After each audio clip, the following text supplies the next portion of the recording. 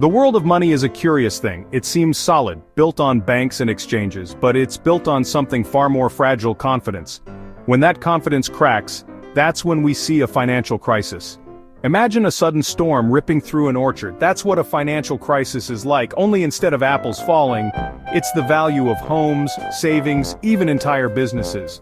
People rush to sell, prices plummet, and panic sets in.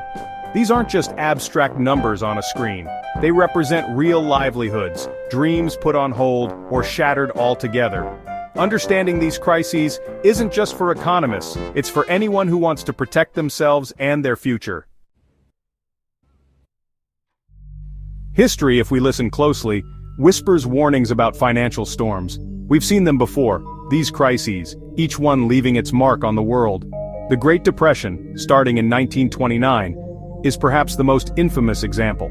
Stock markets crashed, banks failed, and unemployment soared, leaving scars that took decades to heal.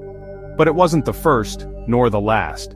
The Latin American debt crisis of the 1980s, the Asian financial crisis of the late 1990s, and the global financial crisis of 2008 all serve as stark reminders of the fragility of our systems.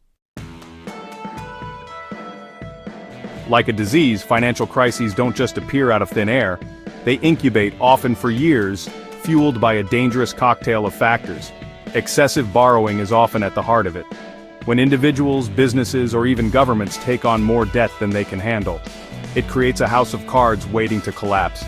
Add to that speculation where people invest in assets not for their true value, but on the hope of quick profits. This inflates bubbles, and when those bubbles burst, the damage is widespread. The true tragedy of a financial crisis lies not in graphs and charts, but in the human toll it takes. Jobs vanish, homes are lost, and futures are rewritten, often through no fault of the individuals caught in the storm. Retirement savings evaporate, businesses shutter, and the very fabric of communities is strained.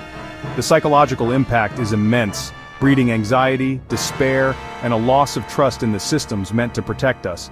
Understanding these crises, their causes and their consequences is not just an academic exercise. It's a necessary step towards building a more resilient and equitable future for all.